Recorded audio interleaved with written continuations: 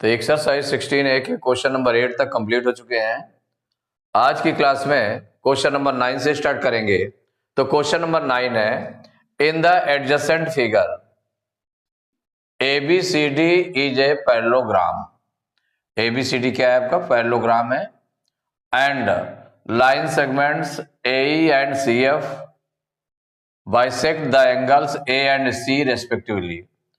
तो AE angle A को bisect करते हैं और CF एंगल C को बाइसेक्ट कर रहा है, माने इक्वल एंगल। जितना एंगल A बन रहा है उतना एंगल A बन रहा है, और जितना एंगल A बन रहा है उतना ये एंगल ये बन रहा है, आपका इक्वल बन रहा है।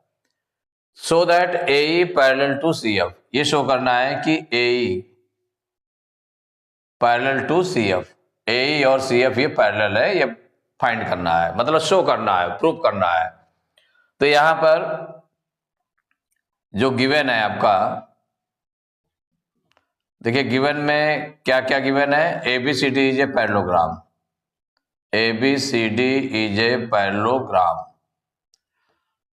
माने जहां पर ये प्रॉपर्टी आएगी अपोजिट साइड्स इक्वल वाली या अपोजिट एंगल्स इक्वल होंगे, तो ये सब पैरेललोग्राम। तो ABCD इज ए पैरेललोग्राम है। एंड कौन सा? AE and CF bisect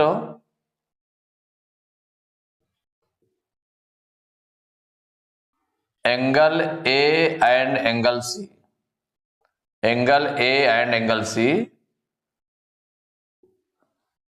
respectively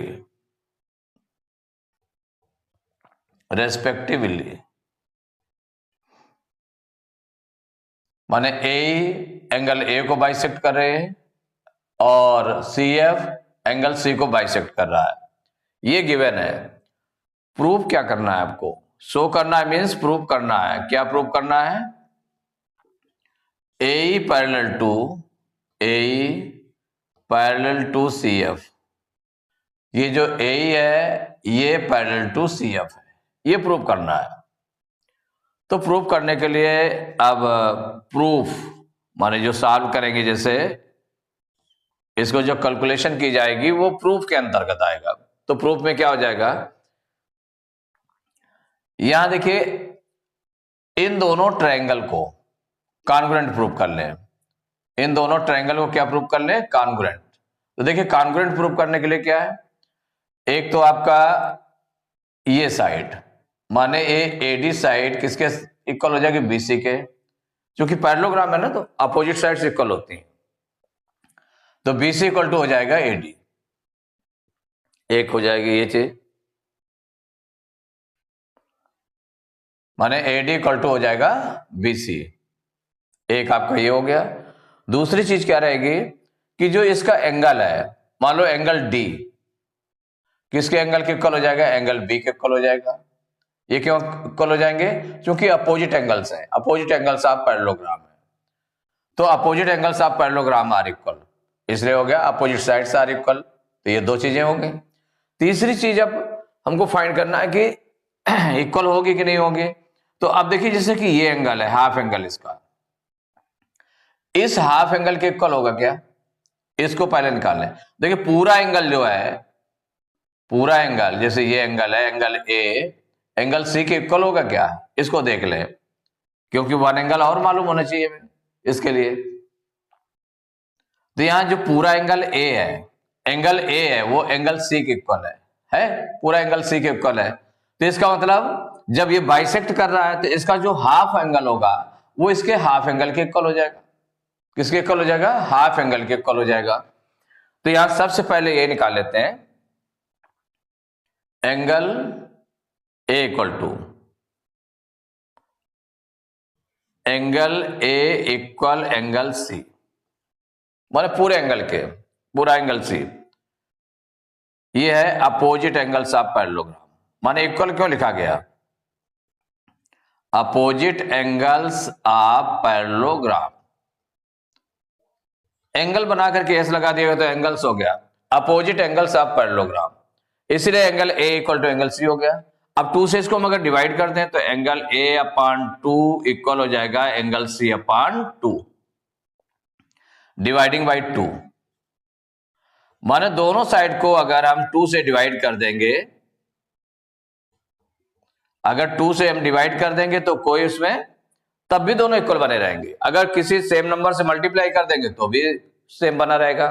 तो angle A by 2 equal to angle C by 2। तो एंगल ए बाई 2 मीन्स चूंकि ये बाइसेक्टर है तो इसका मतलब इतना एंगल, कौन सा angle, angle D A E. इसके प्लेस पर लिख दिया angle D A E equal angle C by 2 किसके इक्वल हो जाएगा, angle B C F, angle B C F. माने ये आपका निकल आया, तो ये निकल आया। अब इन कौन सा है, इन ट्रायंगल, फर्स्ट ट्रायंगल ले ले, ट्रायंगल एडीई एंड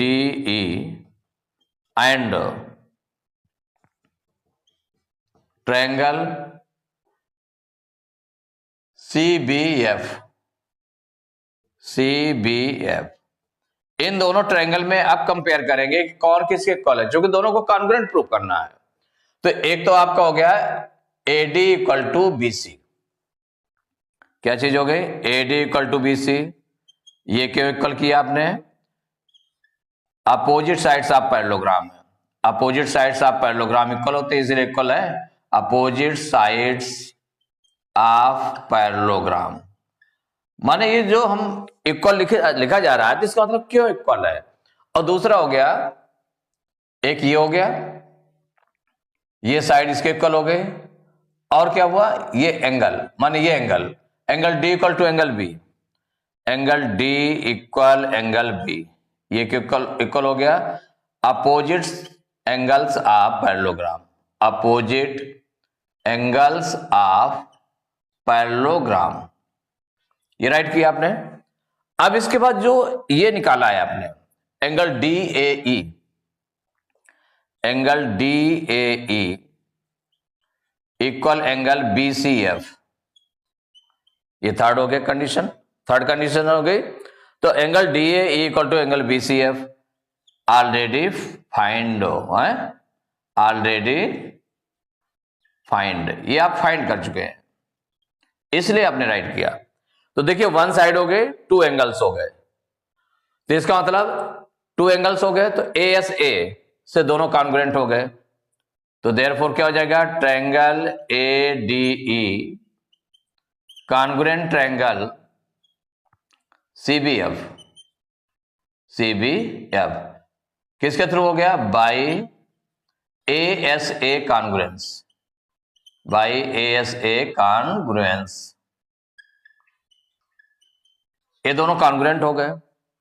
तो कॉन्ग्रुएंट होने के बाद में अब हमें क्या क्या मिला, क्या क्या चाहिए, तो इसमें देखा कि ये साइड इसके इक्वल हो जाएगी, ये साइड माने डी इक्वल टू हो जाएगा एफ बी, सो क्या हो जाएगा, D E equal F B, इसके इक्वल हो गया। ये बाई सीपीसीटी किसके थ्रू हो गया, क्योंकि दोनों कॉन्ग्रुएंट प्रूव हो गए, तो बाई सीपीसीटी आपका दोनों इक्वल हो गए। और क्या चीज, A equal to C F and A equal to C F, ये भी बाई सीपीसीटी हो गया, किसके थ्रू हो गया, बाई सीपीसीटी। ये 2 चीजें मिल गई। अब ये दोनों चीजों को अब हम कैसे लिखेंगे, यहां पर पूरी जो साइड है, अब आगे करते हैं यहां से, since A B equal to किसके इक्वल है, ए बी, यहां पर किसी को भी ले लें, पहले जैसे ए लिया है, तो ए कहां पर है, ए आपकी है, ए ही है, और इधर डी है, तो डी कहां पर है, ये है, माने A B equal to D C कर दें या सी डी कर दें, या DC इक्वल टू AB, ऐसे लिख दें तो आपको सीधा रहेगा DC इक्वल AB। ये क्यों इक्वल हो गया? अपोजिट साइड्स ऑफ पैरेललोग्राम, माने अब इसके आगे चलने लगे, अपोजिट साइड्स ऑफ पैरेललोग्राम, इसलिए तो इक्वल हुआ। अब दोनों साइड में, तो ये सपोज करिए कि आपका ये सेकेंड इक्वेशन है और फर्स्ट इक्वेशन आपने मान लिया ये फर्स्ट हो गया आपका, ये फर्स्ट हो गया, ये फर्स्ट हो गया और ये आपका सेकेंड है। तो अब यहां पर क्या हो जाएगा? सब्ट्रैक्ट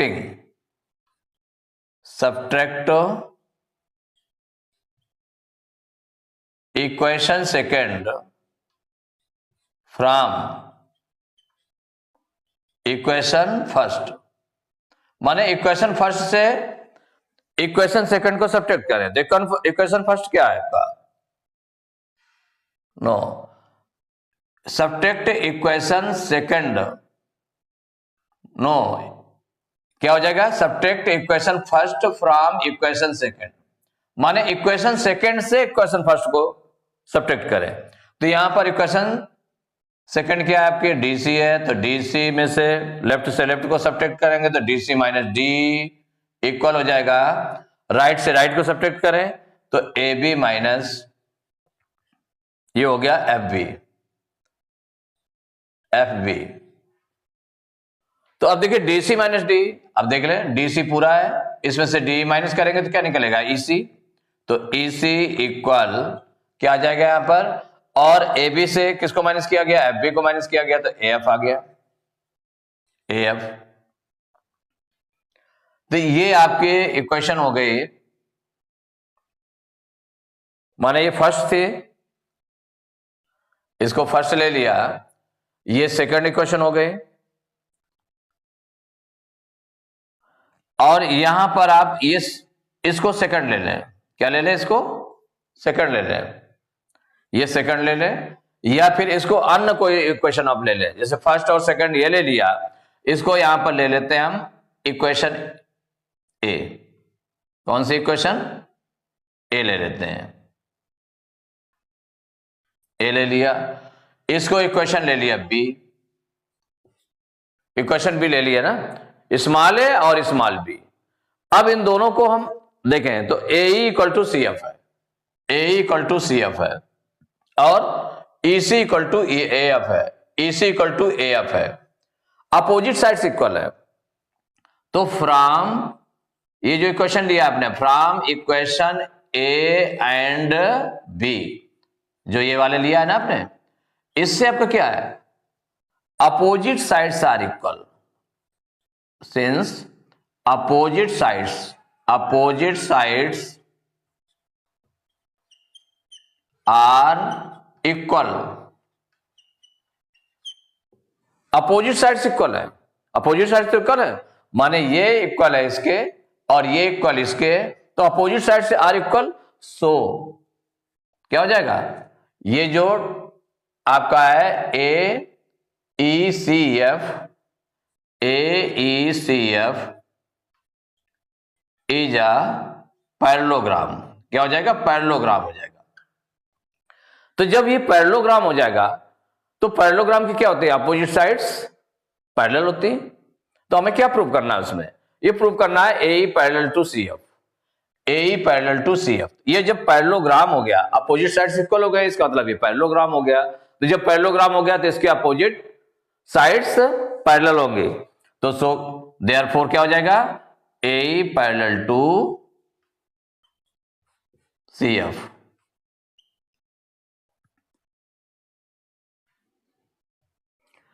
क्योंकि ये जो है पैरेललोग्राम है तो इसका मतलब AE parallel to CF, opposite sides, माने opposite sides of parallelogram are parallel, opposite sides of parallelogram are equal, equal होते हैं, इसीलिए तो आपने रखा।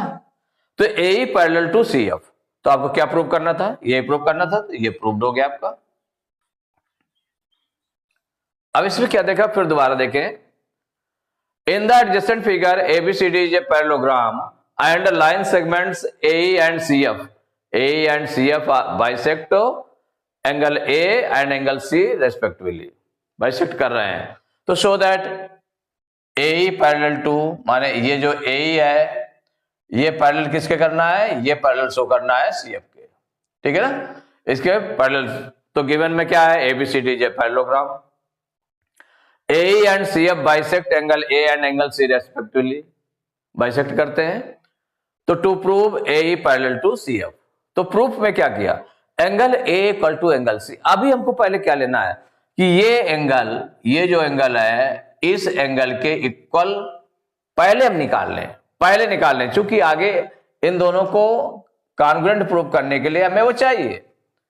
तो चाहिए तो angle A equal to angle C, opposite angles of parallelogram, क्योंकि opposite angles of parallelogram equal होते हैं, इसका मतलब angle A equal to angle C, दोनों को किससे 2 से डिवाइड कर दिया गया दोनों तरफ, तब भी इक्वल रहेंगे। तो angle A upon 2 equal to angle C upon 2, angle A upon 2 means हो गया एंगल ए का हाफ, एंगल ए का हाफ हमने ये पार्ट ले लिया, angle D A equal angle C का half, angle C by 2 means क्या हो गया, एंगल सी का हाफ, तो एंगल सी का हाफ कौन सा ले लिया गया, एंगल बीसीएफ ले लिया गया।